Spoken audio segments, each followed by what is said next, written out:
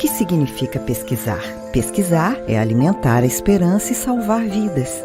Pesquisar é criar equipamentos para todas as situações, até as mais difíceis. Mas não há pesquisa sem inovação e união. Afinal, estamos todos juntos pela ciência, pelo mundo, porque é assim que chegamos mais longe, diagnosticando hoje para chegar a um futuro melhor. Universidade de Fortaleza, da Fundação Edson Queiroz, pesquisando para você. Bom dia! O Encontro Internacional de Direitos Culturais chega à sua 10ª edição com o tema O riso, seu valor social, suas problemáticas jurídicas políticas. O objetivo é analisar juridicamente a importância do humor e do riso na vida cotidiana da sociedade. O evento de lançamento deste encontro é a palestra do professor Pier Luigi Petrillo, com o tema Inscrição de Bens Culturais Imateriais na Lista Representativa da Unesco, Critérios Normativos e Estratégias Políticas, para debater a potencialidade do humor cearense ser reconhecido como Patrimônio Cultural da Humanidade. Good morning. The International Meeting on Cultural Rights reaches its 10th edition with the theme Laughter, its social value, its legal and political problems. The objective is to legally analyze the importance of humor and laughter in the daily life of society. The launch event of this meeting is the lecture of Professor Pier Luigi Petrillo with the theme Inscription of Intangible Cultural Heritage in the UNESCO Representative List, Legal Criteria and Political Strategies, through which he will investigate the potential of Cearense comedy to be recognized as a cultural heritage of humanity. Para iniciar, vamos apresentar as palavras de boas-vindas da professora Gina Pompeu, coordenadora do programa PPGD, Programa de Pós-Graduação em Direito da Universidade de Fortaleza. To begin, we'll hear some welcome words from Professor Gina Pompeu, coordinator of the Program of Post-Graduation in Law from Unifor.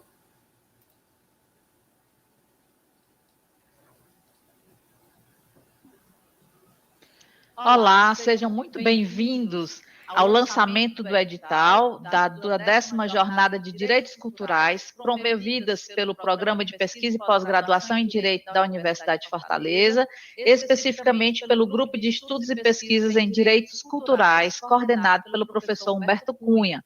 A Universidade de Fortaleza e o Programa de Pesquisa em Mestrado e Doutorado em Direito sente-se honrado com a presença do professor Pier Luigi Petrillo, que é vice-presidente do Corpo de Experts da Unesco para o Patrimônio Cultural Imaterial.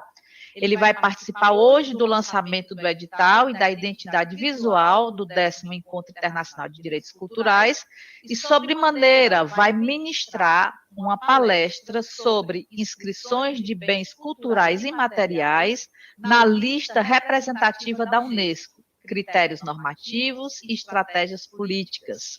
Vale ressaltar que o professor Pier Luigi Petrillo é vice-presidente do Corpo de Experts da Unesco para o Patrimônio Cultural Imaterial.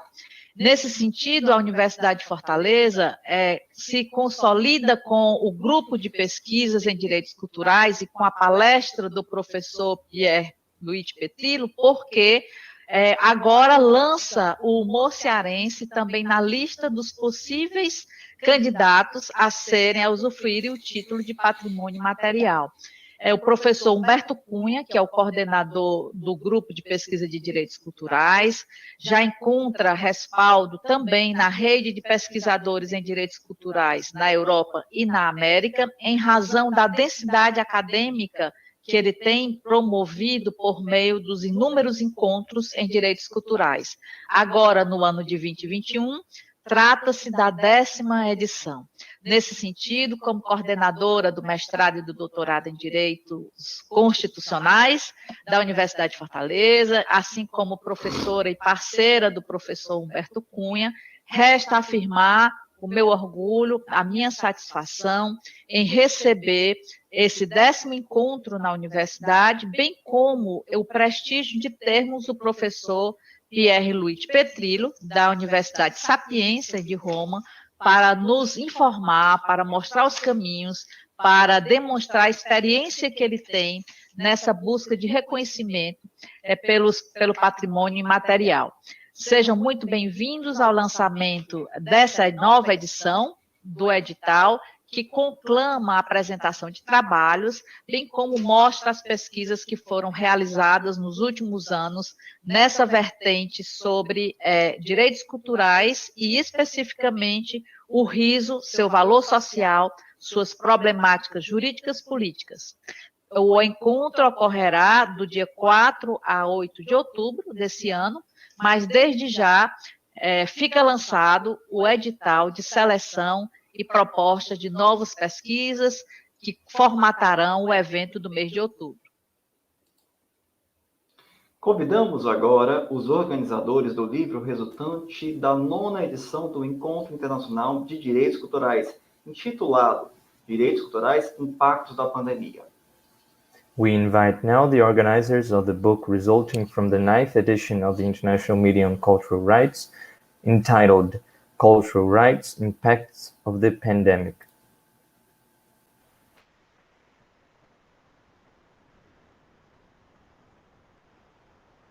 Senhoras e senhores, bom dia.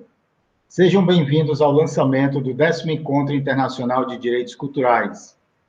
Nesta ocasião, também aproveitamos para lançar o livro Direitos Culturais, Múltiplas Perspectivas, volume 5, Impactos da Pandemia, fruto do trabalho de pesquisadores que participaram do 9º Encontro Internacional de Direitos Culturais, abordando questões importantes relativas aos direitos culturais no contexto pandêmico da Covid-19, vivenciado em 2020.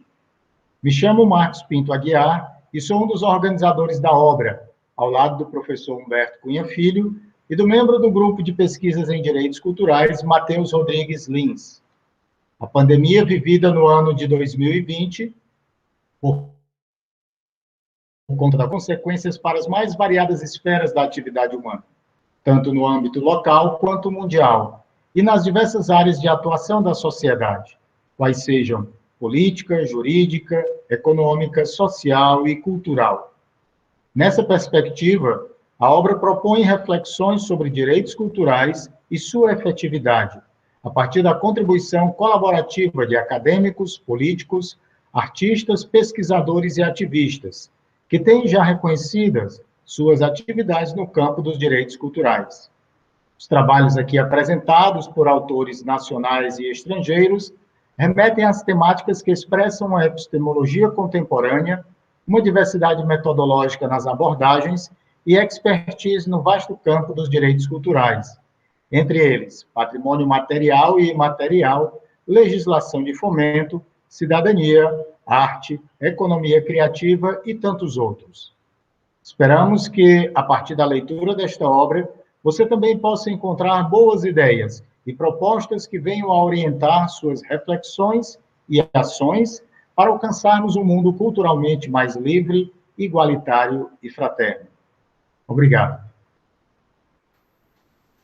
Ladies and gentlemen, good morning. Welcome to the launch of 10th International Meeting on Cultural Rights. Right now, we also take the opportunity to launch the book Cultural Rights, Multiple Perspectives, Impacts of the Pandemic, which is a consequence of the work of researchers who participated of the 9th International Meeting on Cultural Rights in 2020. My name is Matheus Lins, and I am one of the organizers of that work, as Professor Humberto Cunha Filho and Professor Marcos Pinto Aguiar. The pandemic of COVID-19 experienced in the year 2020 brought consequences to the most varied levels of human activity in a local and a global perspective, and in the multiple areas of society: political, legal, economic, social, and cultural area, as an example. In this perspective, the book proposed reflections on cultural rights and its effectiveness, based on the collaborative contributions of academics, politicals, artists, researchers, and activists who have already recognized their activities in the field of cultural rights. The works presented by the authors refers to themes that express a contemporary epistemology and their expertise in the vast fields of cultural rights, among them material and immaterial heritage, fostering legislation, heritage protection system, federalism, cooperation, citizenship, art, creative economy, language, teaching, and many others.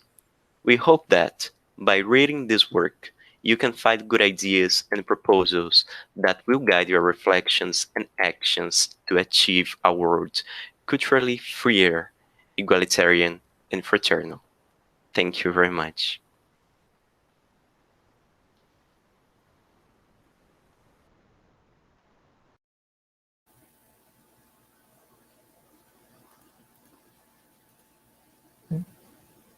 Vitor, seu som está desligado. Agora vamos apresentar a identidade visual do 10º Encontro Internacional de Direitos Culturais, com as pesquisadoras Juliana Cavalcante e Chayenne Alencar. Now, we go to the presentation of the visual identity of the 10th International Meeting on Cultural Rights with researchers Juliana Cavalcante and Chayenne Alencar. Olá, eu sou Chayenne Alencar, sou pesquisadora no Grupo de Estudo e Pesquisa em Direitos Culturais da Unifor, em Fortaleza, e vou falar um pouco sobre o cartaz do 10º Encontro Internacional em Direitos Culturais, organizado pelo grupo com o apoio do Programa de Pós-Graduação da Unifor.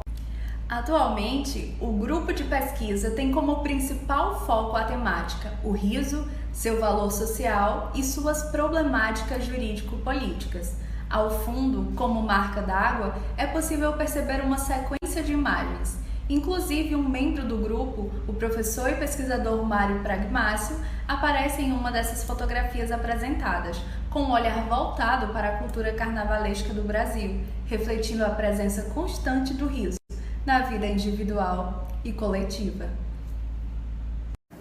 Hi everybody, my name is Juliana Cavalcante. I'm speaking from Fortaleza, Brazil. Welcome everyone. I am a researcher in the Cultural Rights Group, and I would like to talk a little about the poster of the International Meeting of Cultural Rights, organized by the Group of Studies in Cultural Rights, supported by the University of Fortaleza, Unifor. Well, our poster has a visual identity that we call in Brazil pau de fita. It's like stick of ribbons, colorful. So actually the focus of the group is the social and legal value of law, comedy, and in the background we can see a sequence of images including a photo with the professor Mário Pragmácio. And he is looking for the carnival culture of Brazil, reflecting the joy in Brazilians' life. Thank you very much. Finalmente, e antes da palestra do professor Pier Luigi Petrillo, vamos apresentar o edital do 10º Encontro Internacional de Direitos Culturais com os membros da comissão organizadora.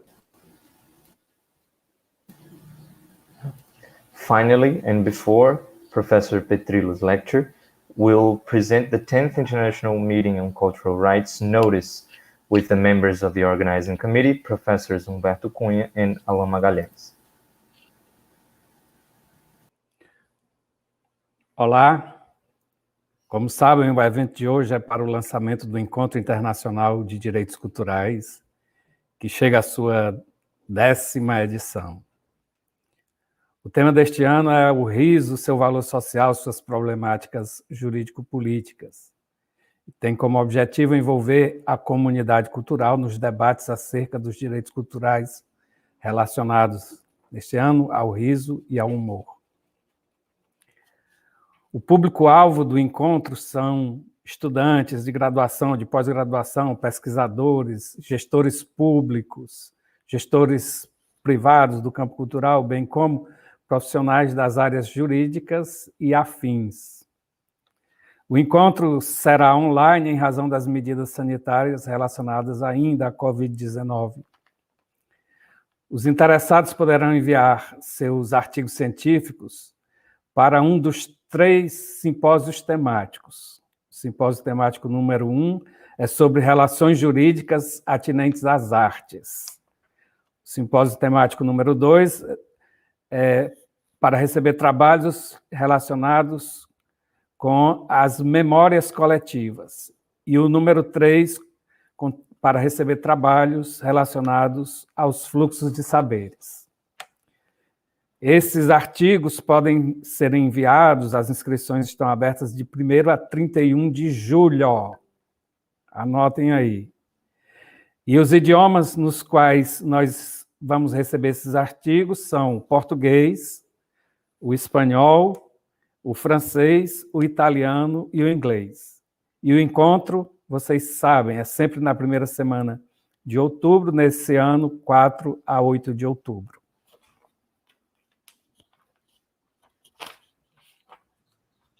Good morning. Today's event is for the launch of the International Meeting on Cultural Rights, which reached its 10th edition. This year's theme is Laughter, its social values, its legal and political problems, aims to involve the cultural community in discussions about cultural rights related to laughter and humor. The target audience of the meeting are undergraduate and graduate students, research, public and private managers, as well as professionals in the legal and related fields. The meeting will be online due to the sanitary measures related to COVID-19. Those interested will be able to send their scientific articles to one of the thematic symbols. ST1, legal relations related to the arts. ST2, legal relations related to collective memory. And ST3, legal relationship related to knowledge flows. Articles can be sent from 1st to 31st July. They can be written in Portuguese, Spanish, French, Italian, or English. The meeting will take place from October 4 to 8, 2021. Agora daremos a palavra ao professor Humberto Cunha para que apresente um breve currículo do nosso palestrante. Now, we give the floor to Professor Humberto for him to present a brief resume of our speaker.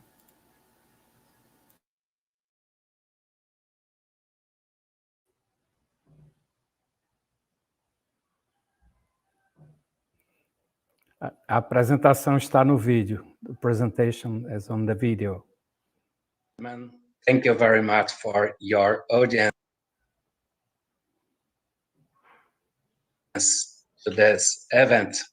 Today is a very important event for the University of Fortaleza, Unifor, and overall for its doctorate and master program on constitutional law, and for its research group on cultural rights, because we are closing the activities concerning the 9th meeting on cultural rights, and we are opening officially the activities to the 10th meeting on cultural rights.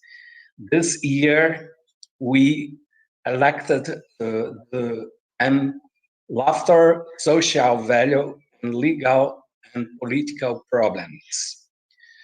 This theme is very linked to the idea to make an application of the Cearense humor, the comedy of the state of Ceará, investigating if it can be recognized as tangible cultural heritage in different levels, as the city level, state level, country level, and maybe, we don't know, we will check today, if it has the possibility to be recognized also by the UNESCO. To help us in this theme and the other themes because we are with a very important chain of partners in other countries than Italy and Brazil.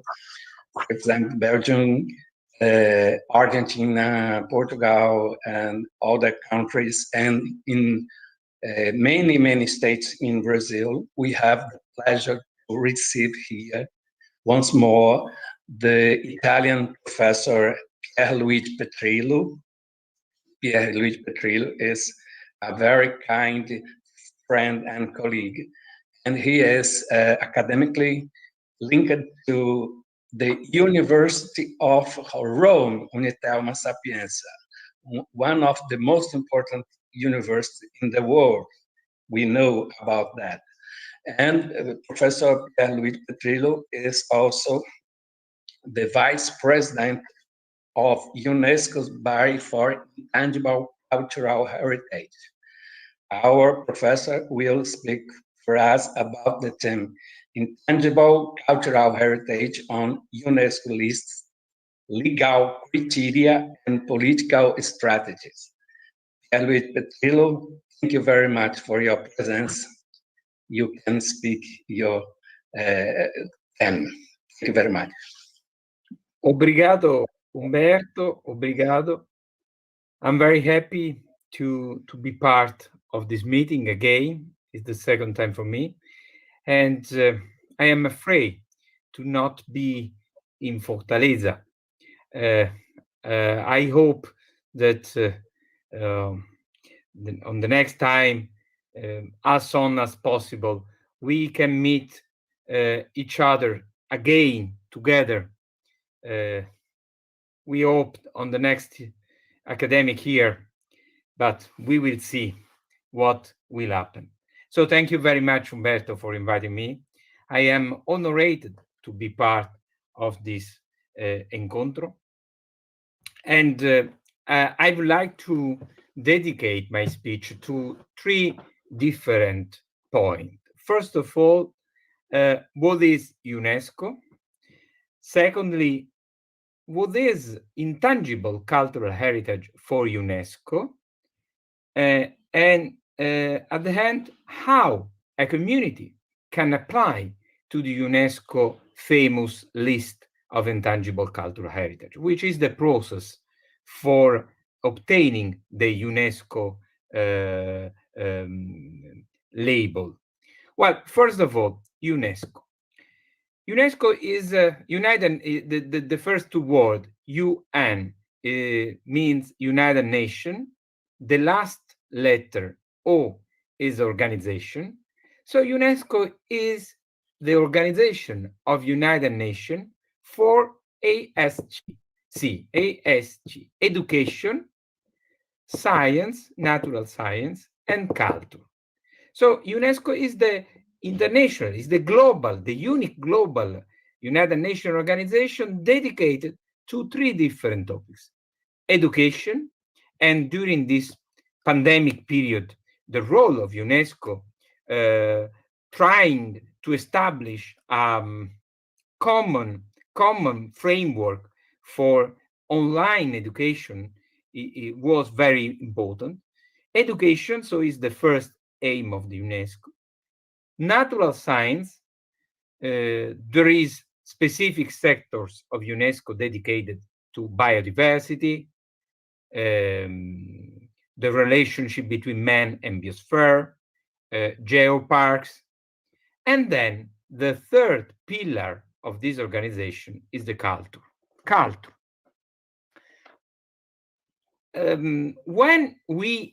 Why I decide to dedicate some few words to to understanding the meanings of the word UNESCO, because normally when we think to UNESCO, we think that UNESCO is the only organization dedicated only to cultural sector. It's not true. And secondly, I want to stress the fact that in this United Nations organization, we have three different pillars, but these three different pillars are strictly connected each other. As we noted later, the cultural sector, for example, the educational sector, the natural sciences sector are strictly connected. And when we try to apply, for example, to the UNESCO list of intangible cultural heritage, we have to underline the connection between the element that we want to nominate and natural science, educational sector, and not only cultural aspect of this element. But I will be clear later. This is the first point. Second point, what is intangible cultural heritage? Under the cultural sector of UNESCO, on 2003 was promoted the UNESCO Convention for Safeguarding Intangible Cultural Heritage. This is the most important international convention dedicated to intangible cultural heritage. But what is intangible cultural heritage according to this international legal framework? For UNESCO and for this convention, intangible cultural heritage has oral traditions, performing arts, social practices, rituals, festive events, knowledge and practices concerning nature and the universe, knowledge and skills to produce traditional crafts. This definition, according to Article 2 of the UNESCO Convention, 2003 UNESCO Convention, is not unique, is not taxative, but it's just an exemplification of the intangible cultural heritage for UNESCO Convention. The four important factors to define what is intangible cultural heritage are these. First of all, intangible cultural heritage, according to UNESCO Convention, is traditional, contemporary, and living at the same time. So the first point is we can consider an element as intangible cultural heritage if there is an history of this element, is traditional, but is contemporary and living in this time and at the same time. Intangible cultural heritage does not only represent traditions from the past, but also has a contemporary role, plays a contemporary role, and has living meanings today. So we can say that intangible cultural heritage is something coming from the past, but living now, and that we have to transmit to the future generation. This is the first point of this definition. Second point, intangible cultural heritage is inclusive. We may share expression of intangible cultural heritage that are similar to those practiced by others, but intangible cultural heritage does not give rise to questions or whether or not certain practices are specific to a culture. Intangible cultural heritage contributes to social cohesion, create a sense of identity throughout the community involved, and create a sense of responsibility, which helps individuals to feel part of one community or part of different communities involved in the practice, in the element, and to feel part of society at large. So the second element is the intangible cultural heritage is inclusive. The third element of this definition is the fact that intangible cultural heritage is representative. This is an important element. Intangible cultural heritage is not valued as a cultural good for its exclusivity or exceptional value. You know that UNESCO is famous for another convention dedicated to cultural sector, the Convention on World Heritage Sites. The other convention, promoted in 1972, is very famous because it's is a list of created a list of tangible cultural sites that UNESCO recognized unique in the world.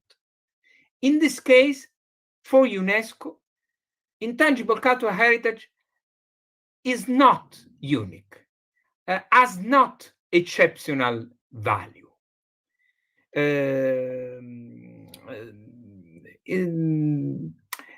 But it is representative. Representative is another concept. Respect the idea, the concept of unicity and exceptionality that we can find in the other convention of UNESCO dedicated to tangible things, to tangible cultural sites. What means representative? Representative. Che è successo?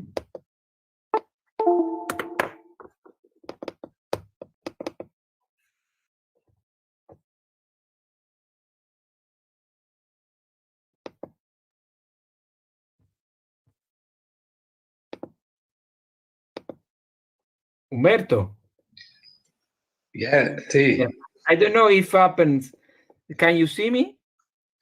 I can see just your picture frozen. Now it backs. Okay. Okay. Sorry. You can continue. I continue. Sorry for this this technical problem, but I think that it's very common in this period. We are able to understand the meanings of this technical problem. Well, yes. The third thing is the representative. Representative, so it's not exclusivity, exceptional, unique. What means representative? Representative means that this kind of intangible cultural heritage is transmitted from generation to generation and is recreated by the community in any moment of their life. So we can say that intangible cultural heritage is representative because it is considered part of the cultural identity of a community. And the fourth element of this definition is the community-based. Intangible cultural heritage can only be heritage when it is recognized by the community that create, maintain, and transmit the element, the heritage. Without their recognition, nobody else can decide for them that a given expression of practice is their heritage. So it's very important, the role of the community. According to UNESCO, so to 2003 Convention of UNESCO, this is intangible cultural heritage. But which is the aim of this convention? We can say that the main aim of this convention is try to push national state party of this convention for elaborating plans for safeguarding intangible cultural heritage. We think that the most important aim of this convention is to establish a list of intangible cultural heritage. This is not true. This convention was born because there was the need for state party to create to establish legal instrument for the protection of intangible cultural heritage. And how we can protect, we can safeguard intangible cultural heritage. Well, we can say that there are two different levels. The national level, in the case of Brazil, we can say the national and the federal level, and then the international level. The UNESCO Convention find two different levels of protection of intangible cultural heritage. On the national level, state that ratify this convention, as Brazil, has the duty, first of all, to identify intangible cultural heritage. Each state has to create a national inventory of intangible cultural heritage.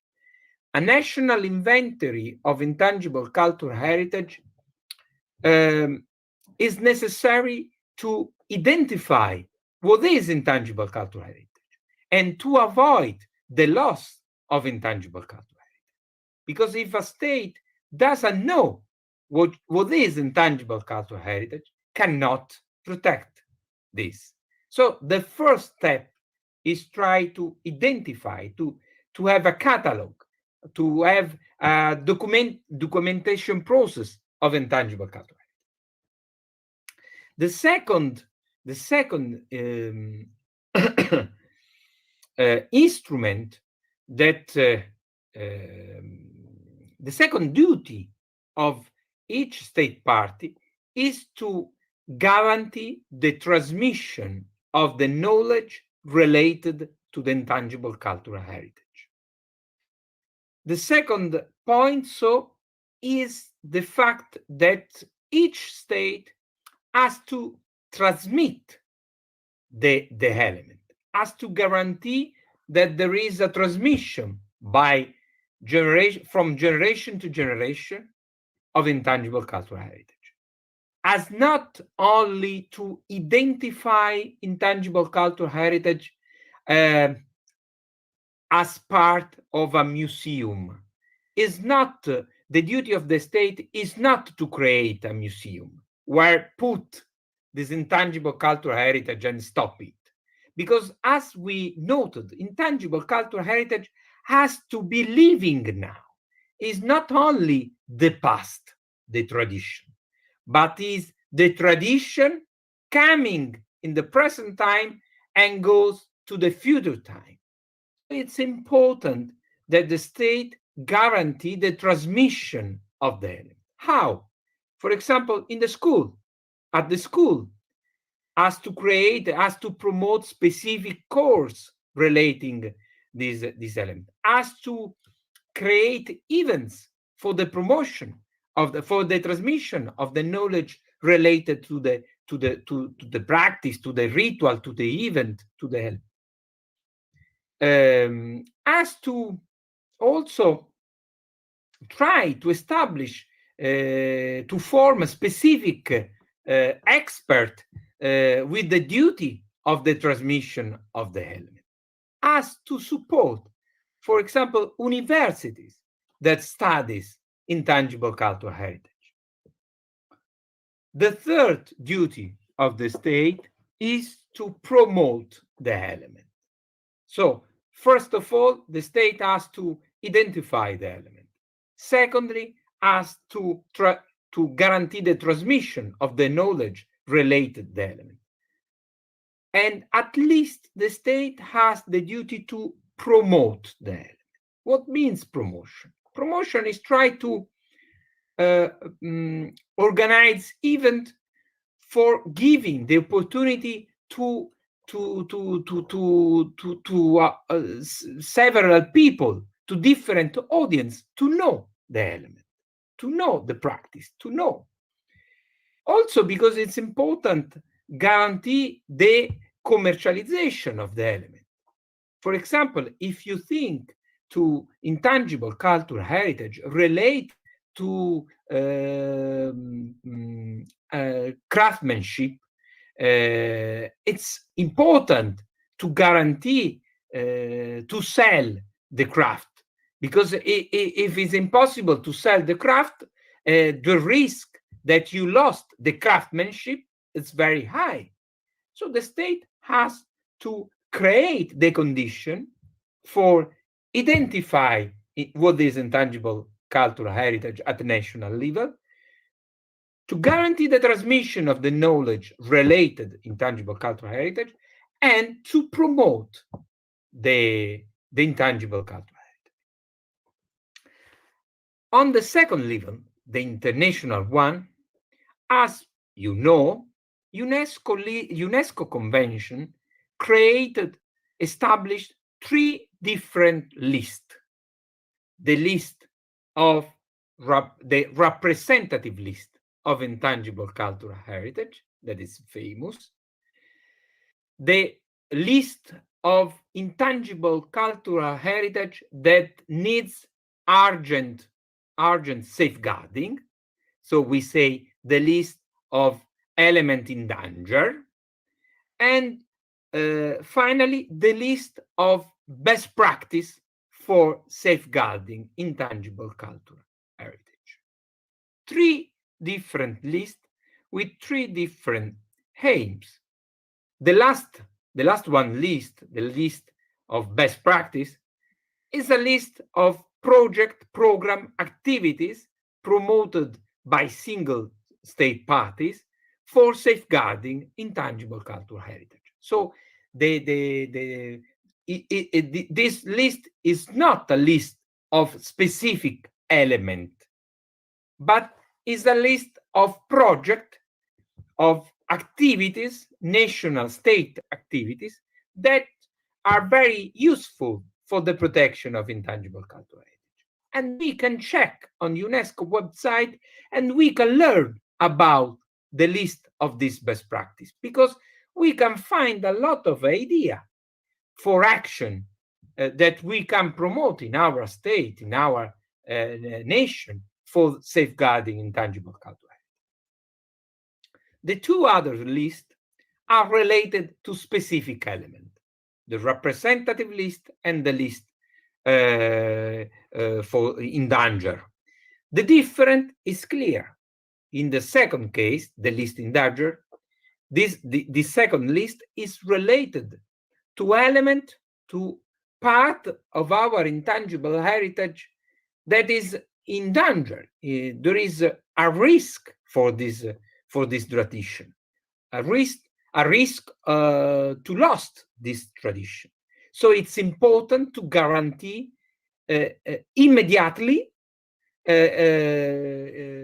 safeguarding, because there is a concrete risk of losing. In this case, UNESCO can provide also economical assistance to state or to community for avoiding the loss of this intangible cultural heritage. And then there is the representative list. The representative list is a list of specific tradition or specific element part of intangible cultural heritage. But I want to stress one point.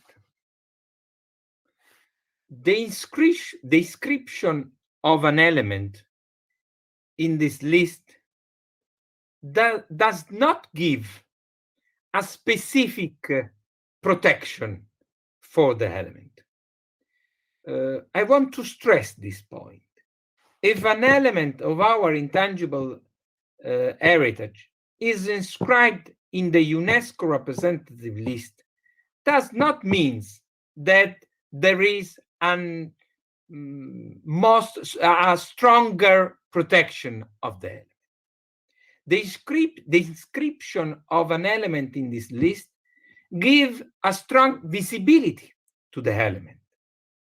But the protection of the element, the safeguarding of the element, remains duty of the state that promote the inscription of that. If a single state present a nomination file for the inscription of the element in this list, in the dossier, the state has to demonstrate two things. First of all, that the state safeguarded in the past time the element, and it's very important that the state elaborate a safeguarding plan of the element for the future, indicating which kind of measures for protection of the element wants to introduce in the future time, and also the budget for this kind of measures. And obviously has to demonstrate the involvement of the community that practice the element in the protection of the element. So it's important to understand that it's not UNESCO. UNESCO didn't give a specific protection to the element inscribed in the list. The inscription of a tradition in this list give stronger, important visibility to the element, but not protection. The protection remains a duty of state party and community involved in the practice of the element inscribed. Third and last point of my speech, how to apply to the nomination, to the UNESCO Intangible Cultural Heritage List. The nomination form, when a state apply to this list, in the nomination form has to demonstrate 5 criteria. There are several criteria that the state has to demonstrate. First of all, the state has to explain the kind of the element nominated. What is intangible heritage that the state nominate? And it's important to understand that the state cannot nominate specific product. Can nominate the art, for example, the art for the production of this product, but not the product. We have, as Umberto, as you said before, 3 years ago, I was elected member of the body that evaluate nominational files presented for this list. And this year, I was elected vice-president of this body. And I can say that we receive a lot of nomination files dedicated to specific product that we reject. For example, traditional dress. Traditional dress is important, but you cannot nominate traditional dress. You can nominate the cultural meanings of the traditional dress. You can nominate the cultural function of the dress, of the single product. If you nominate the product, a product is tangible, is not intangible. So it's clear that we have to reject the nomination file. So the first criteria is to demonstrate that the element that you nominated is part of intangible cultural heritage.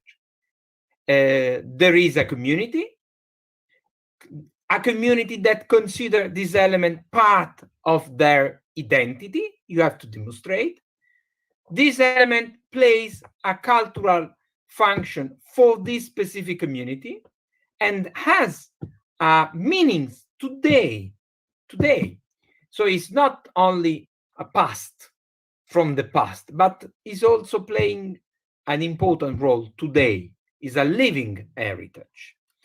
And you have also in the first criteria to explain how you transmit the knowledge related to the element. If the transmission is in a formal way, for example, at the school, or in informal way, but you have to explain. Then there is the second criteria, In the second criteria, the state has to demonstrate that in the case of the inscription of this element in the UNESCO list, all intangible cultural heritage will improve. So you have to demonstrate the relationship between the element that you nominated and the whole intangible cultural heritage presented in the world. You have to demonstrate the value that the inscription of this element in the list give to intangible cultural heritage in general. The third criteria is the most important in my opinion, because it's related to the safeguarding plan. You have to say which kind of safeguarding measures the state and the community involved realized in the past and in the present time. You have to describe, and at the same time, you have to describe which kind of measures you plan for the future time. You have to say the kind of the measures. You have to elaborate a safeguarding plan. You have to say how money you spend for this kind of measures, who pay, which is the competent body for safeguarding, the state, the federal state, national state, local, private association, public institution. You have to indicate with name and surname who is competent body for the protection of that. Why? Because the UNESCO has to check if it's true. And after 3-5 years of the inscription, UNESCO can check if what you wrote was true. If not, UNESCO can ask for removal of this intangible list in the list, of intangible heritage in the list. The fourth criteria is related to the community.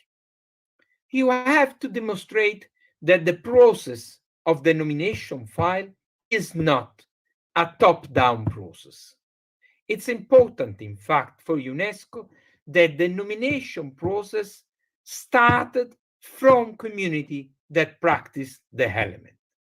Has not to be a top-down process. The state that decide to nominate a specific element and ask to the community, do you want to be involved in the process? No, this is wrong. The nomination file has to start from the people that practice the element, from the main protagonist of the tradition. They have the responsibility for starting the process, asking to the state level for the nomination file. So it's important that all part of civil society, association, cultural association, universities, in private and public institutions involved in the safeguarding of intangible cultural heritage has to create a strong relationship and try to promote the nomination file. At the end of this process, community can involve the state and say, state, government, we are ready to promote, to present the nomination file to UNESCO. You have to support us. This is a bottom-up process, and it's the right process. And you have to demonstrate this process. You have to demonstrate with letters, with video. You have to give to the evaluation body, you have to give proof of this kind of process, of the involvement of the community. Finally, the fifth criteria is related the inventory. You cannot nominate single element if this element is not inventory in the national or regional inventory of intangible cultural heritage. If a tradition is not inscribed in the national inventory, UNESCO say you cannot promote, you cannot present to UNESCO list. Why? For what I said before, UNESCO didn't give protection to elements inscribed.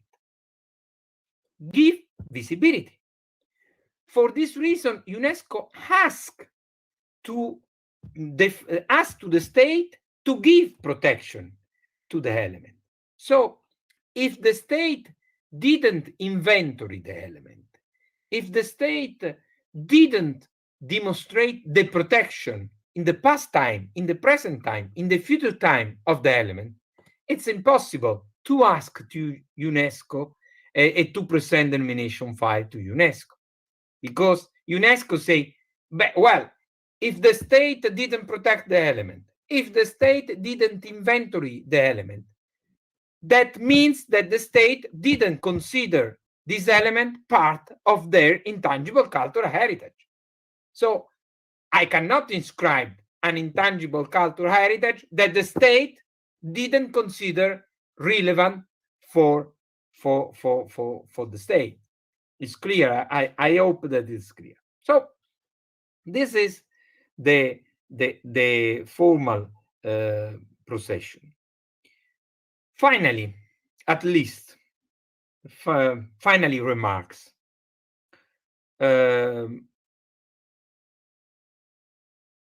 We love intangible cultural heritage. And we know that there are problems with this kind of procedures. Because there is the risk of crystallization of intangible cultural heritage when you apply to UNESCO list. There is the risk of folklorization of intangible cultural heritage. And there is the risk of over-commercialization of intangible cultural heritage. We noted that in a lot of time, elements inscribed in the list are promoted by single state only for touristic reason, only because they want to create in tradition that probably was living in the past, but not in the present. And in some occasions, state try to recreate this tradition for attracting tourists.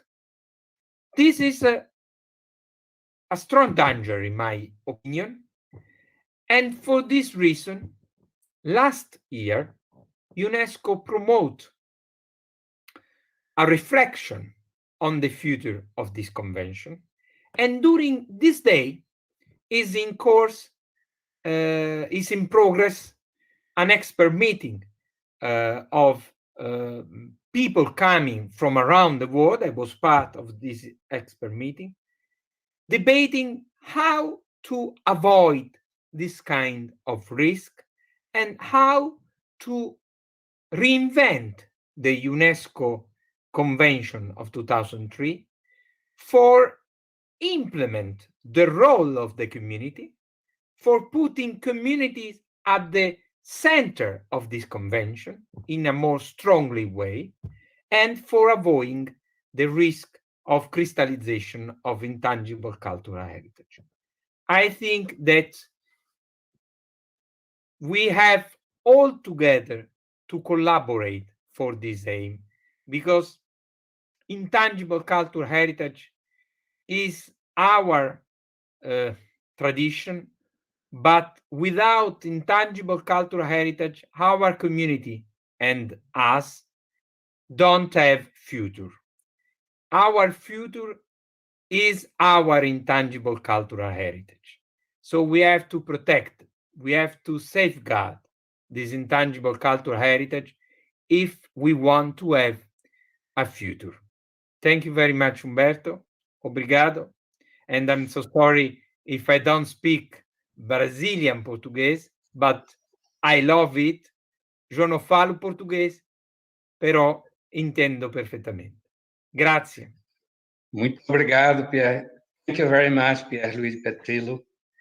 It's a very important conference for us. And I ask if I can make you some additional questions. Is it possible? Thank you very much for this possibility. And I need to say for everybody, I think many persons know that Professor Pier Luigi Petrillo is a specialist about the study of lobby in the world. And then in this situation, please, if you can tell us about political strategies on applications for UNESCO. Well, yes, Umberto. I know only two topics. One is the intangible cultural heritage, and the second one is lobbying law. So it's true what you say. If a community, it depends of the aim of the community. If a community wants to receive the UNESCO label, wants to inscribe in the UNESCO list, first of all, it's important to check if the state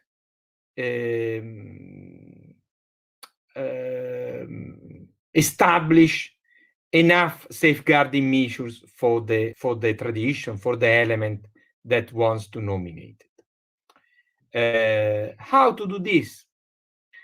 This is very difficult. It depends on the kind of element. It depends on the kind of politician, and it depends of the level of government that you want to involve in the process. For example, in the Brazilian case, you know very well, better than me, there is a role of single state for the protection of intangible cultural heritage.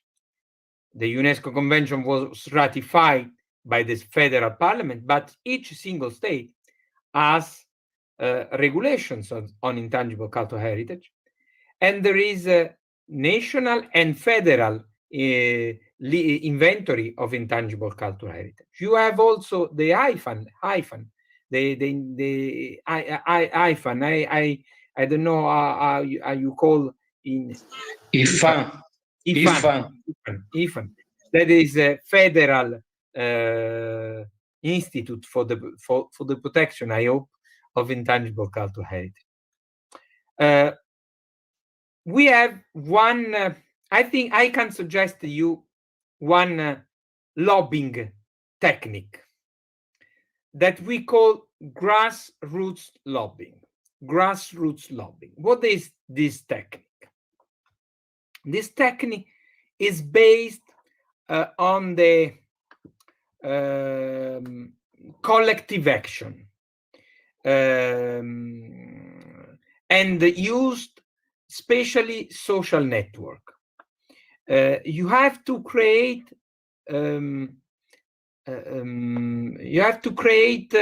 a common strategy coming from different kind of people,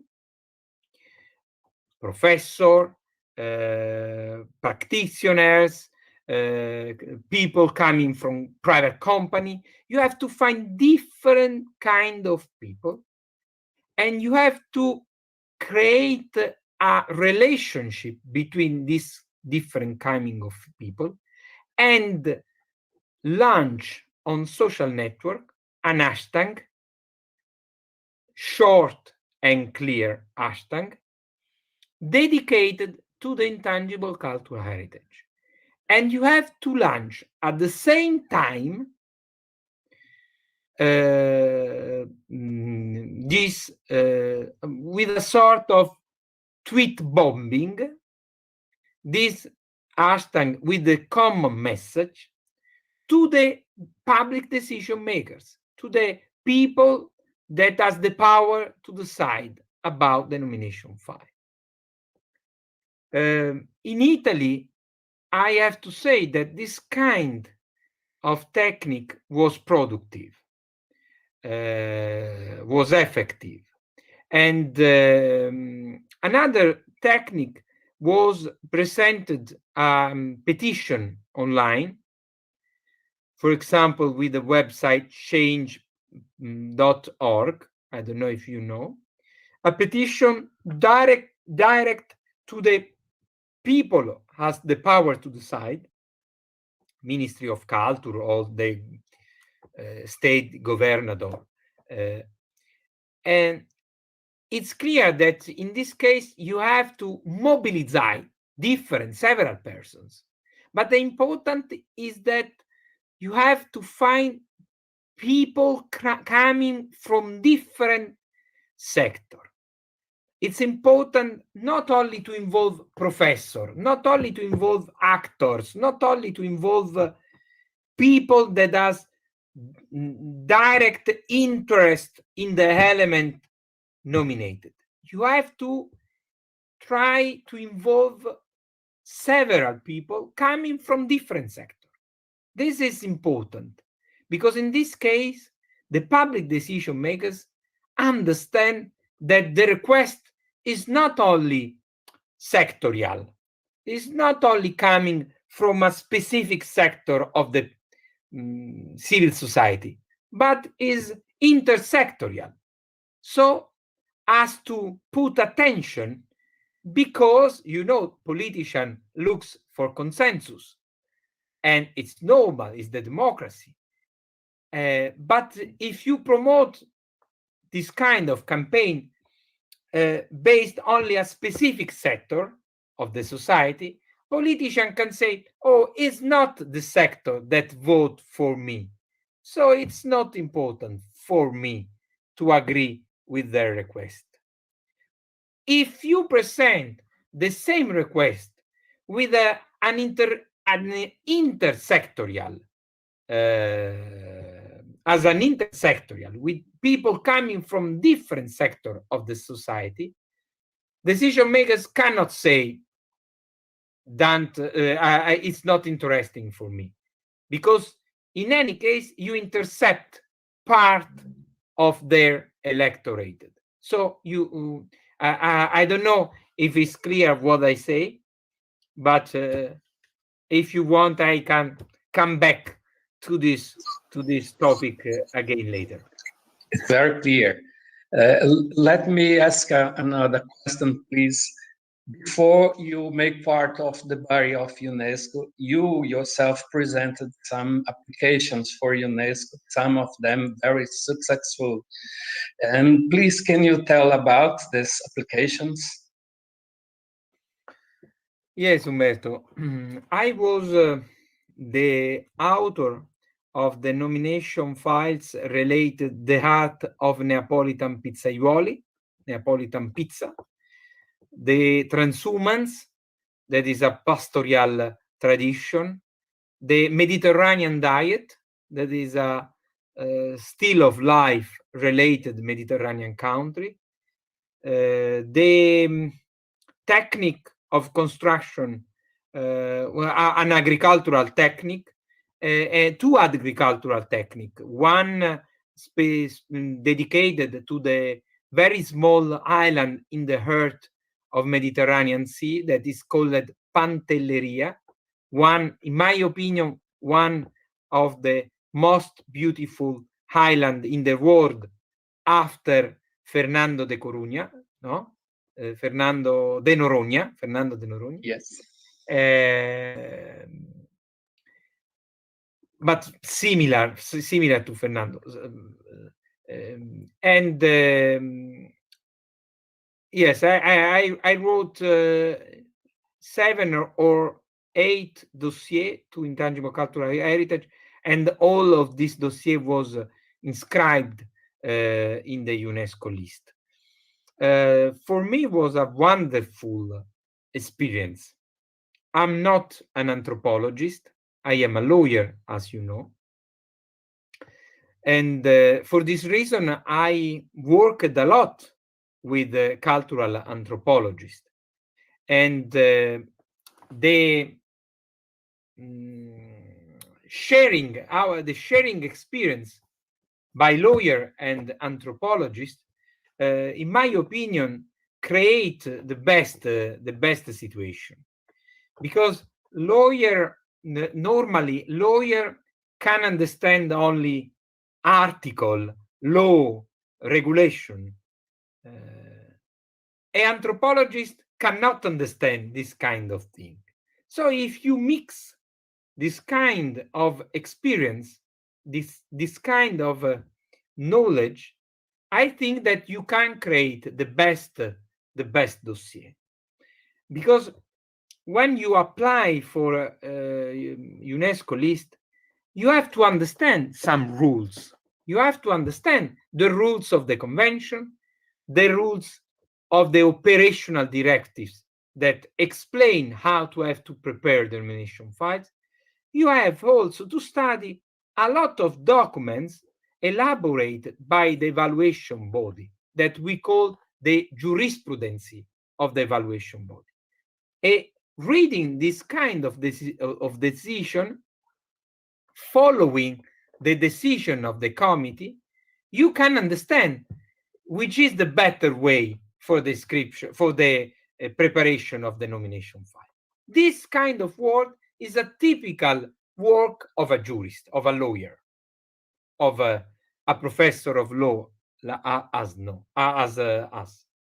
But it's impossible for a lawyer to understand, in my opinion, to understand in a right way the meanings and the cultural function of intangible cultural heritage. For this reason, it's important to involve in the process anthropologists. Umberto, you create this Encontro, this meeting, in a wonderful way, in my opinion, because you do this. You put all together lawyer and anthropologist.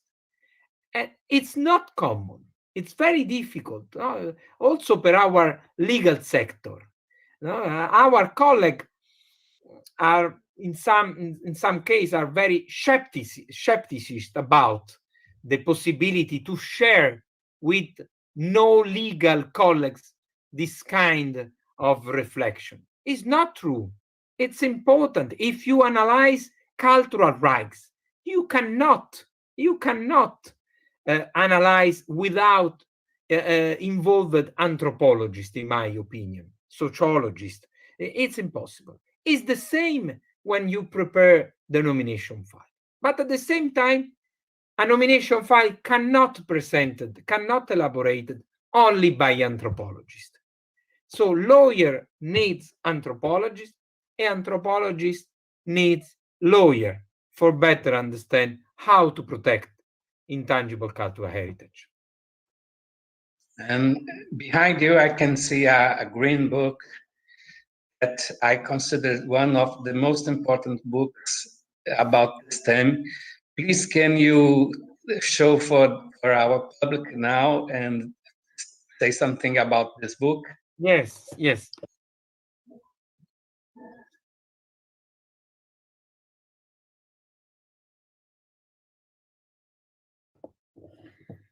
Thank you, Umberto, for calling for this book. Well, this book was edited by the international publisher Springer and is dedicated to the legal protection of intangible cultural heritage, a comparative perspective. In this book, in this book, we try to. I have it. Yeah, with colleagues, lawyer and anthropologist, coming from Mexico, from Brazil. From Brazil, for example, the paragraph was wrote by an anthropologist, our colleague Professor Cavalcanti. From Brazil, from Mexico, from Japan, from Korea, from Jordan, from Burkina Faso, from Cyprus, from Spain, and from Italy. We analyzed in this book different legal framework introduced in this country for the protection of intangible cultural heritage. And we try to put in relation the legal instrument established in this country with the UNESCO 2003 Convention. And we underline an important fact, that after the approval, the entry in force of the UNESCO Convention of Intangible Cultural Heritage, in several countries was approved specific laws related to ACH. This means the importance of this UNESCO Convention. This means that this convention changed our legal system and introduced the importance of for the protection of intangible cultural heritage in several countries, but not in Italy. In Italy, we didn't have a legal protection of intangible cultural heritage. Our cultural code didn't protect intangible cultural heritage. This is a big problem, in my opinion. And I'm trying to lobbying the government for introducing a law related to this topic. I hope we will see on the next year. Thank you, Umberto, for calling for this book. But my book is not famous as your book. It's not true. This is another book with me to present because this one can be downloaded freely on the internet. And this book here is a comparison between Italy and Brazil in the safeguard of intangible cultural heritage. And Pier Luigi Petrillo has an article in a chapter in this book with other dear colleagues like Professor Tullio Scovazzi and also Benedetto Bertazzi, Anita Matos, Mario Pragmasio, and Rodrigo Vieira Costa. And I repeat, this book can be downloaded in the internet on our website of our group. And I thank you very much, Pier Luigi Petrillo, for this conference, and he will be live in a few moments with us to answer maybe all the questions in this event. Thank you very much for your considerations. Thank you very much to you. I hope to see you as soon as possible. Bye. Thank you.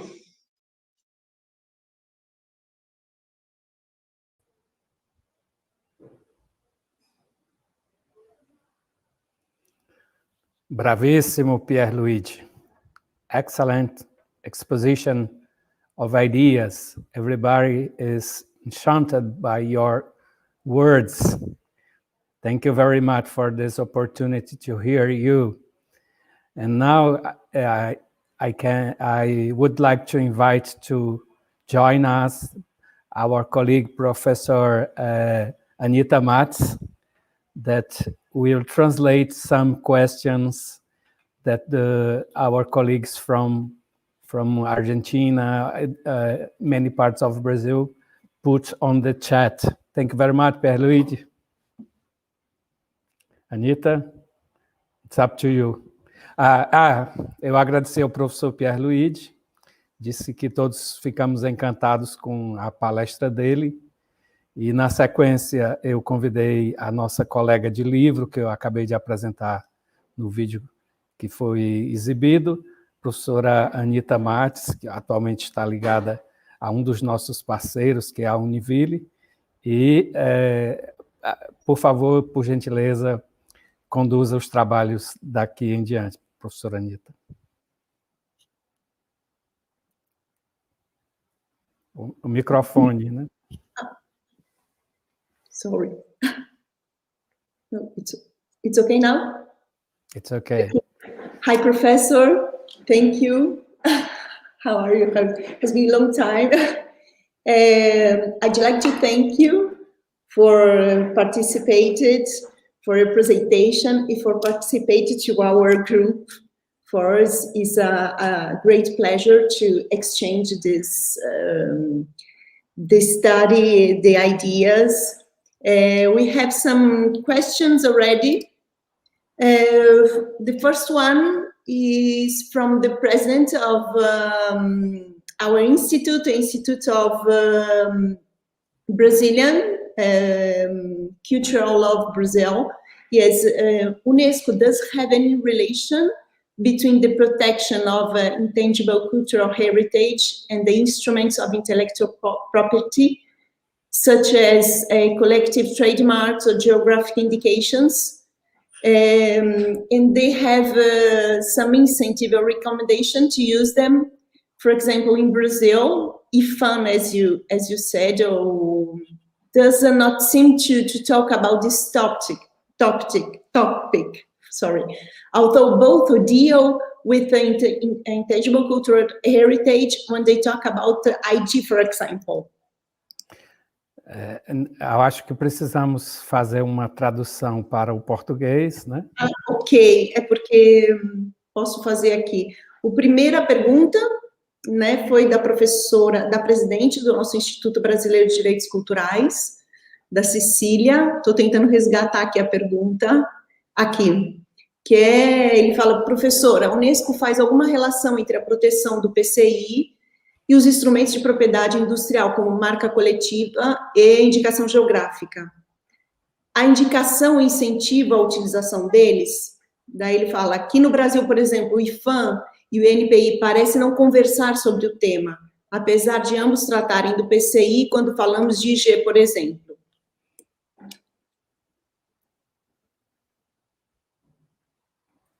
Perfetto, thank you very much. Grazie. Anita, do you prefer that I speak in English or in Italian? Io preferisco in italiano. Okay. Perfetto, io parlo italiano. Ma no, abbiamo detto che andiamo a parlare in inglese e portoghese. No problem.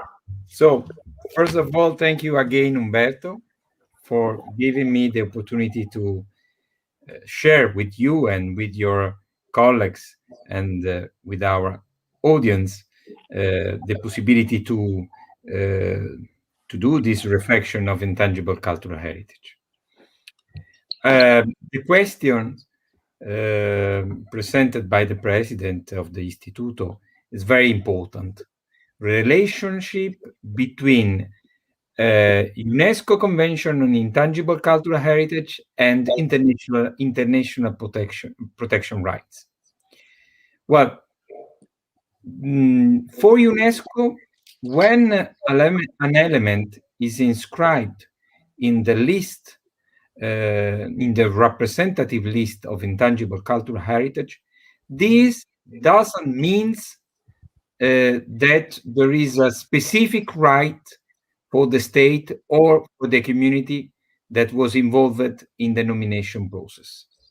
So the inscription of an element in the list, in the UNESCO list, doesn't represent a proof of properties of this element by this community. So there is no... Just need a pause. I have to translate to Portuguese, isn't it? Okay, so I just need a pause. O professor Pier Luigi Petrillo, ele agradece pela pergunta, porque ele acha que é muito importante essa relação entre propriedade intelectual e patrimônio cultural intelectual. E patrimônio cultural imaterial, desculpa. E ele fala que para a Unesco essa relação não tem tanta relevância nesse ponto. Sorry, you can continue. No, and Anita, and the second part is about the fact that the inscription of an element in the representative list of UNESCO list doesn't mean that the element inscribed is recognized by this community. In other words, if a state party inscribed an element in the UNESCO list, this description doesn't give to the state or to the community a specific right related to the element. So the UNESCO system is totally different from the International Property Rights Organization, IMO. It's totally another thing. So, and the description of an element in the UNESCO list doesn't represent and doesn't give specific rights to the community involved in the process. Yes. È chiaro, Anita? Sim, chiaro. O que ele falou, na verdade, que são duas coisas, basicamente, são duas coisas diferentes. Quando você inscreve um elemento no ato da inscrição da Unesco, não significa a Unesco não te dá nenhum tipo de propriedade, direitos de propriedade com relação à propriedade intelectual. São coisas diferentes, ele não dá nenhum direito à comunidade com relação à propriedade intelectual. UNESCO cannot inscribe an element if in the dossier the state party declare that with the inscription of this element in the list, they want to create a specific label, a specific mark. So it's impossible to use the inscription of an element in the UNESCO list for marketing or for creating a label, a mark for commercial use.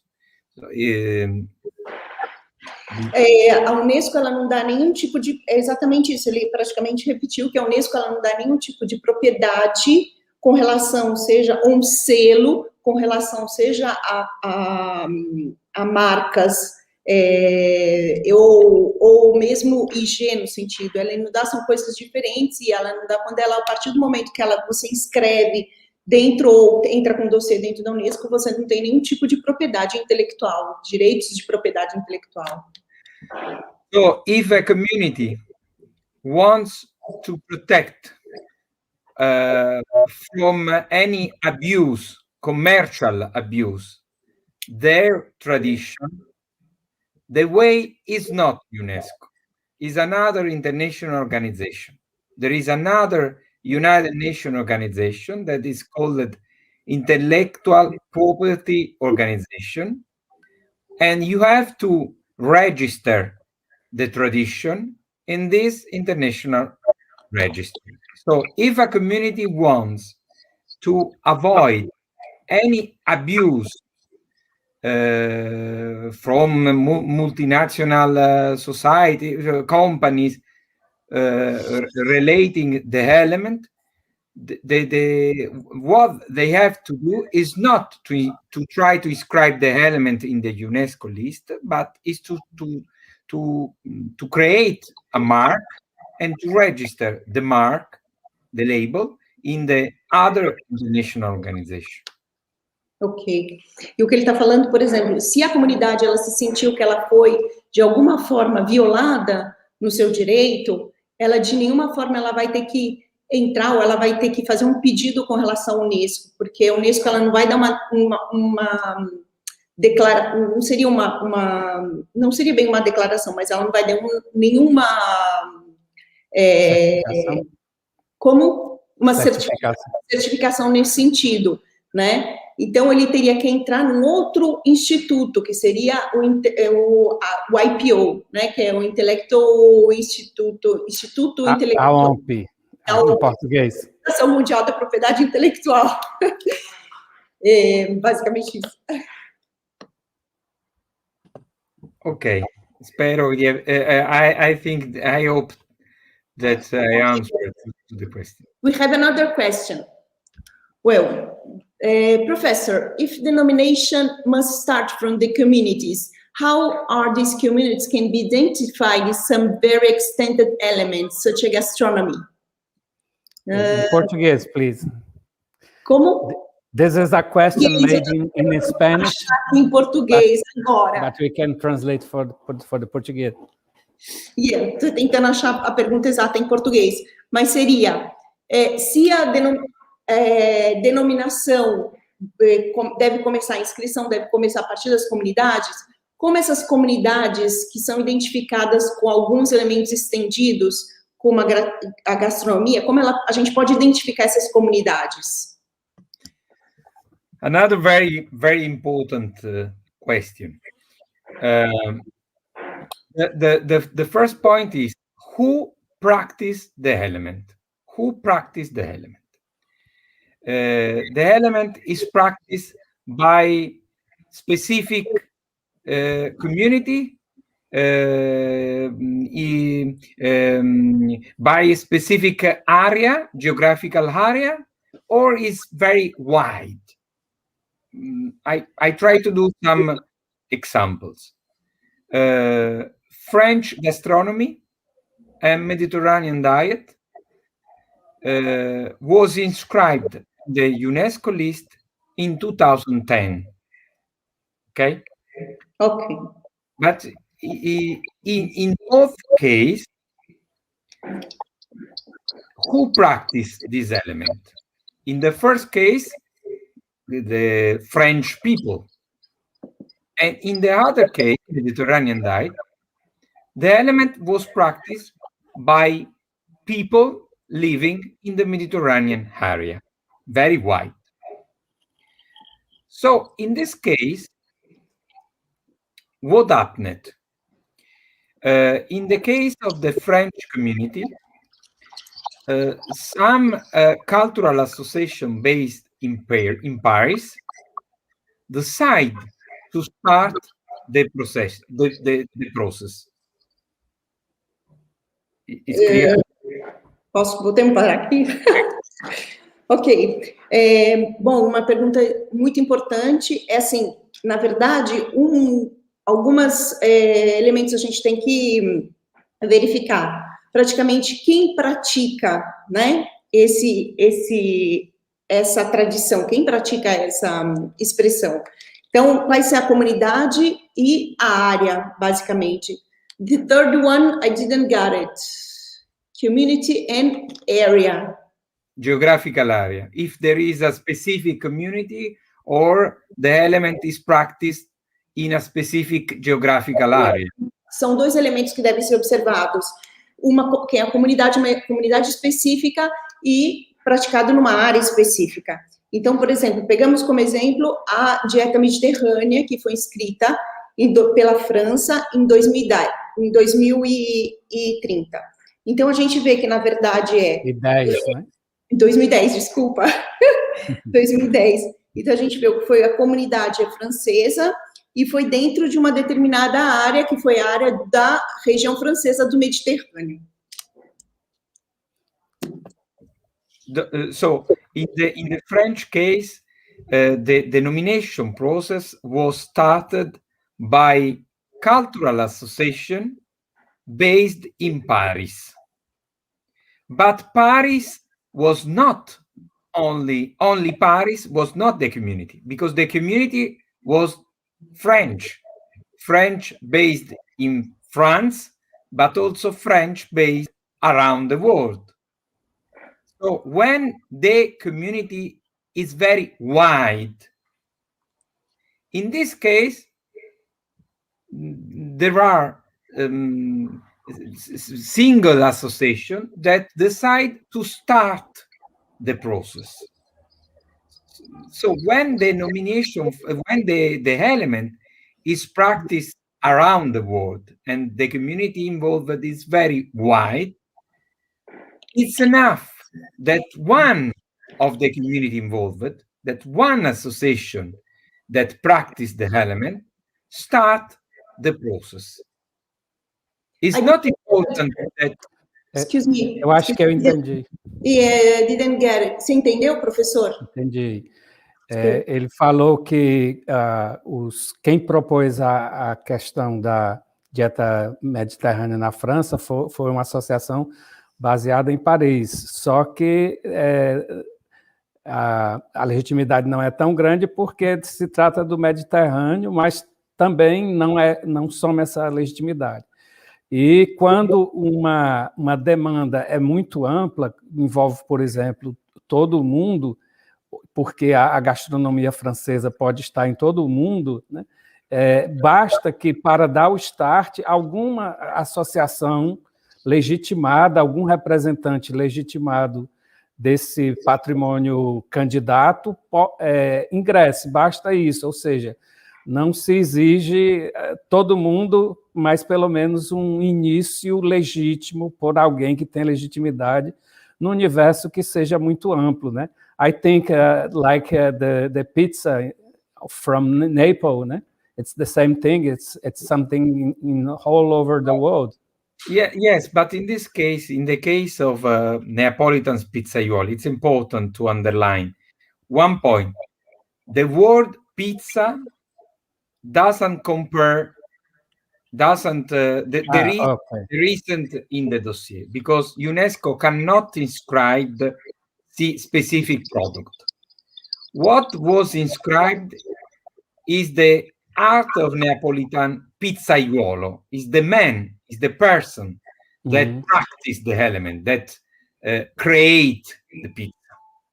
And this preparation is specific, is realized in a specific area, Naples.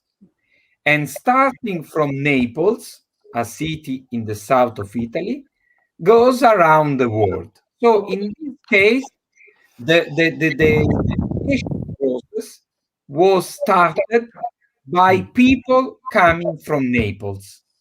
The community was identified in the city of Naples. But all the community in the world has the benefit of this recognizing. Yes.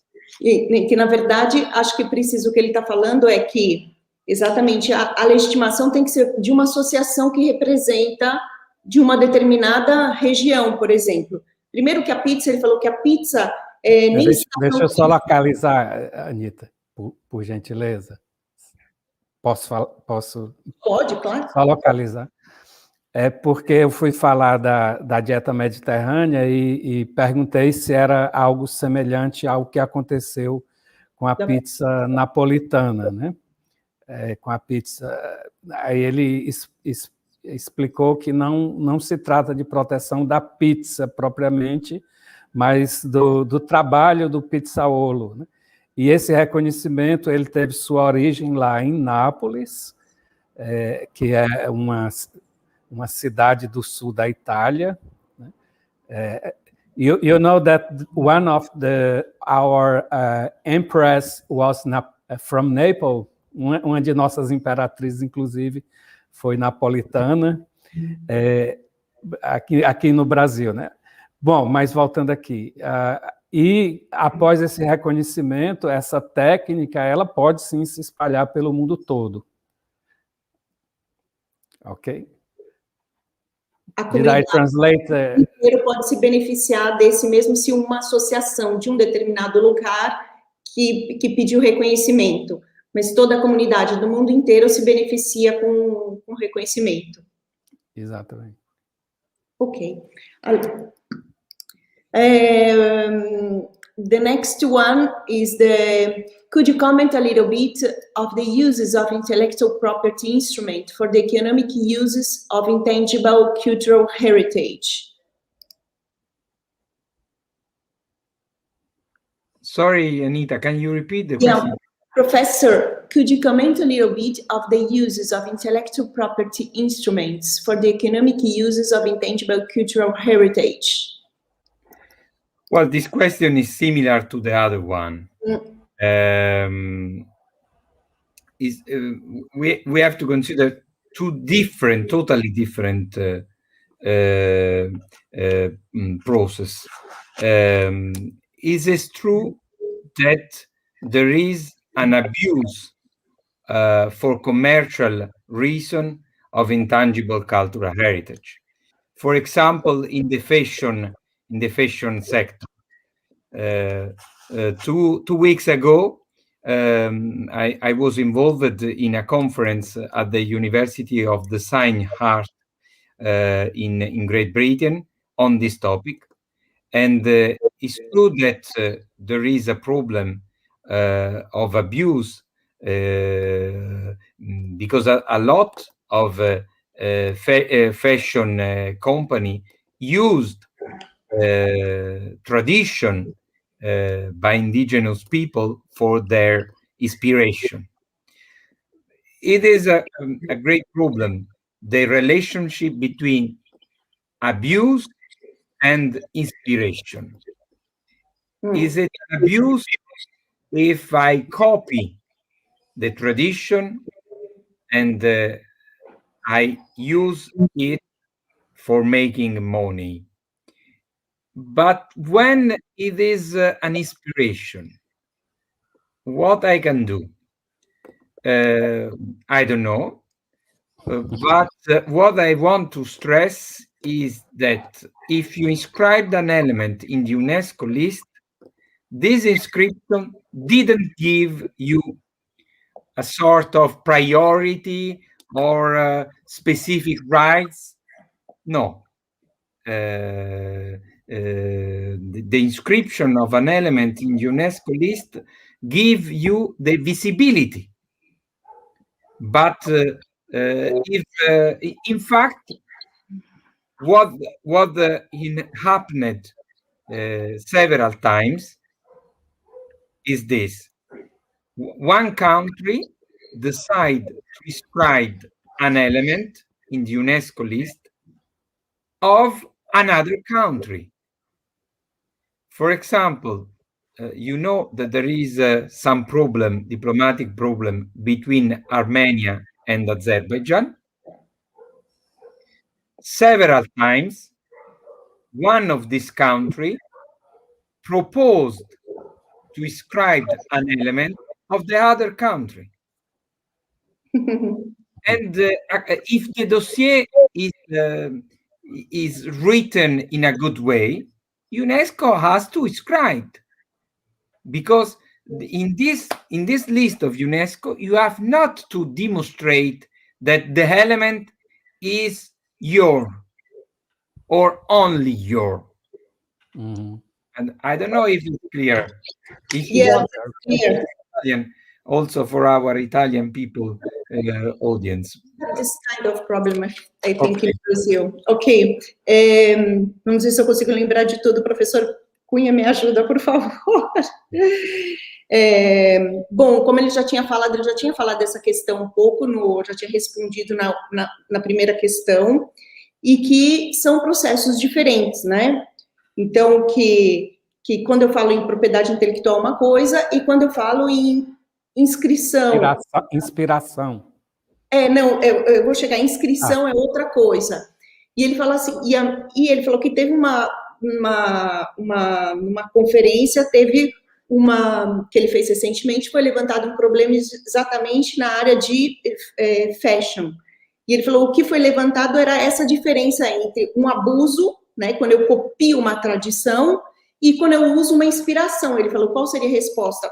Eu não sei, né? O que deve deixar bem claro que a Unesco, ela não dá nenhum direito específico, ela não dá nenhum privilégio específico, entendeu? Ela simplesmente, quando você escreve um elemento na Unesco, ela dá uma visibilidade. E uma coisa muito que acontece frequentemente, ele estava levantando, quando dois países começam a lutar para inscrever a mesma expressão cultural, a mesma tradição, né? E ele levantou um caso entre a Armênia e Azerbaijão. Exatamente. Eu acho que teve um caso também semelhante entre a Colômbia e eu não lembro bem direito, mas um caso bem famoso também com relação a um tipo de vestido. Não sei se é entre a Colômbia e Venezuela, e a Bolívia. Ok. Tem mais uma pergunta. The jurisprudence of the evaluation organ, because you mentioned the evaluation organ, where can be accessed? On the website of UNESCO. If you go in the official website of UNESCO, you can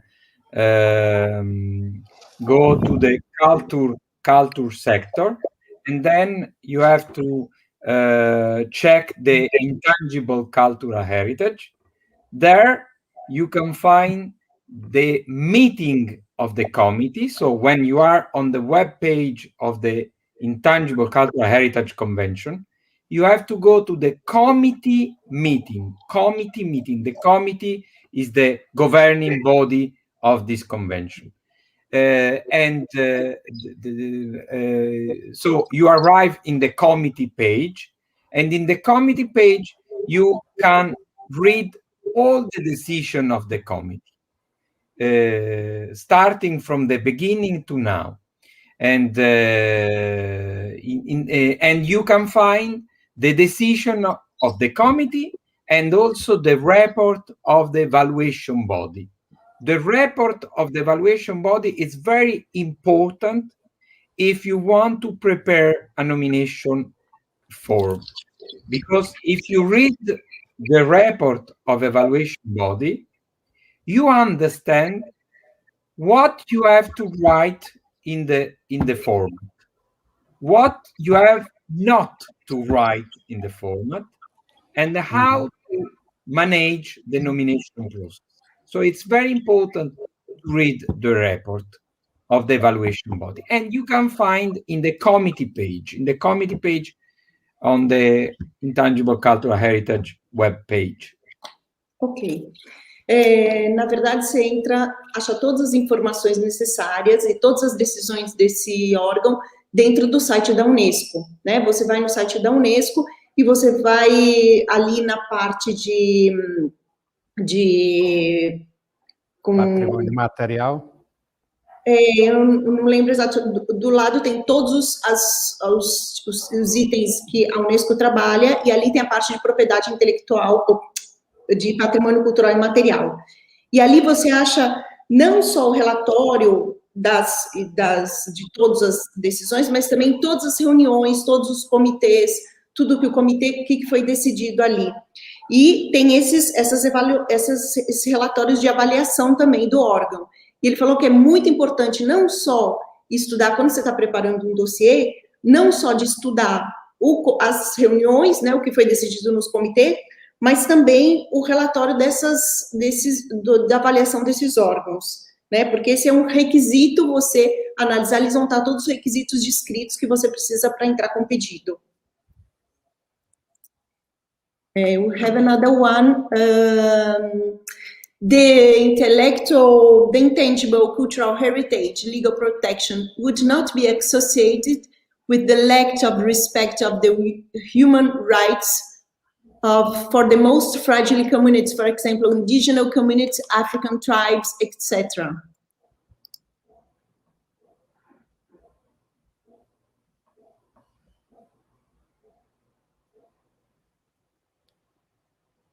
If it's not associated when you talk about lack of respect of the human rights in relation to these communities, for these fragile communities, the protection of the juridical protection is not associated.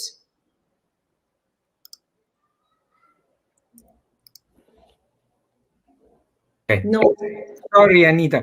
Can you repeat the question, because I have a connection problem and I lost your question. Yeah, if when you talk about the intellectual, when you talk about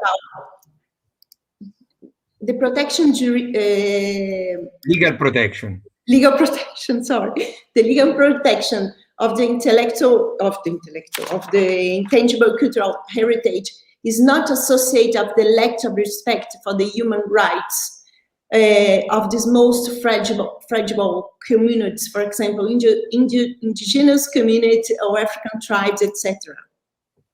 Okay. Well, when you apply to the UNESCO list, on the first part of the dossier, you have to demonstrate that the element that you nominate is not against human rights. You have to explain why it's not against human rights, and if there are any problems with the human rights. the evaluation body has to check this, because in the past happened that some state nominated a tradition against human rights, especially women human rights, and the body decided to do not inscribe this element in the list because it was clear that this tradition was against human rights. And this is the first point. So an element can be nominated only if it is not against human rights. But there is another point, in my opinion, in this question, related to the role of the community. Because UNESCO asked that the community, that the state give a proof of the involvement of the community. The state has to give a proof that community person who practiced the element was involved in the nomination process and decide autonomy to be involved, not because the state imposed it. So the state has to give a proof of the free consent of the community. So if there is a problem between the state and the indigenous people, for example, it's impossible to candidate to nominate the element in the UNESCO list, because it's necessary that there is a strong relationship between community that practice the element and the state that decide to present the nomination file to UNESCO. Anita, okay. Is it clear? Yeah, maybe, ok. Bom, que ele falou que a primeira parte do dossiê deve ser bem demonstrado que ele não é contra ou não tem nenhuma violação de direitos humanos, né? E isso é uma responsabilidade do órgão de avaliação checar isso, né? Então, que, por exemplo, ele já teve alguns casos de violação de direitos humanos e que isso, no final, acabou não sendo inscrito, né? Mas ele acha que um ponto importante que é levantado, que é o seguinte, deve ser demonstrado, deve ser verificado que a comunidade, ela está envolvida, ou seja, que foi um pedido justo e legítimo da própria comunidade, né? Que não foi um pedido imposto pelo Estado ou por alguma outra instituição, né? E que isso, quando tem um problema, por exemplo, entre o Estado e uma comunidade indígena, isso normalmente é verificado no dossiê. Então, não sei se eu não entendi a última parte, mas tipo, é facilmente constatável se tem alguma violação, se no pedido tem alguma violação de direitos humanos, porque você tem exatamente esse princípio que você tem que constatar, que você tem que verificar se tem o consentimento free, né, o consentimento livre da própria comunidade. Ok.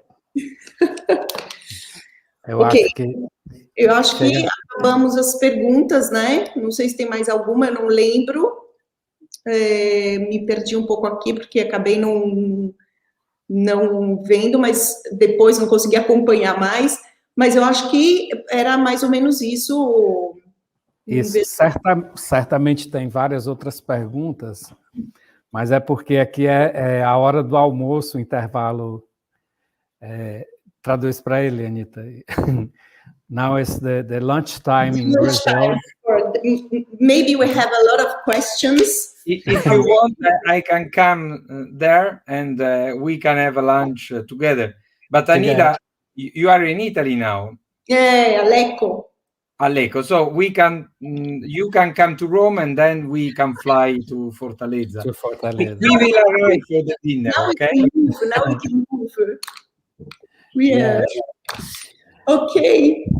With Professor pleasure. Pier Luigi Petrillo, foi uma conferência maravilhosa, encantadora, profunda e clara, como sempre é. Você tem um dom de falar em outro idioma que não o português, mas falar de uma maneira que quem nem estudou esses idiomas entende, né? Porque você fala com paixão e fala com conhecimento de causa. Então, aqui no Brasil tem vários bens culturais submetidos à candidatura e que do Brasil, na Argentina, certamente tivemos perguntas aí de colegas da Argentina, e que certamente todos aprenderam muito como melhor conduzir essas candidaturas perante, principalmente, o seu local de origem, né, a sua cidade, o seu estado,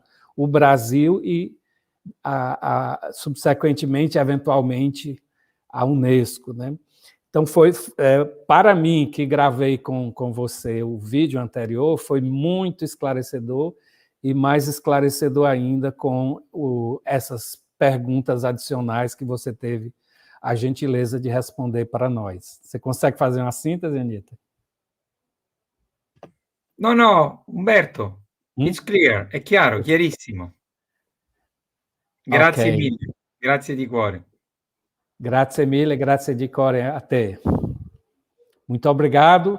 Então, todos nós aqui nos despedimos e até uma próxima oportunidade. Um grande abraço. Arrivederci. Obrigado.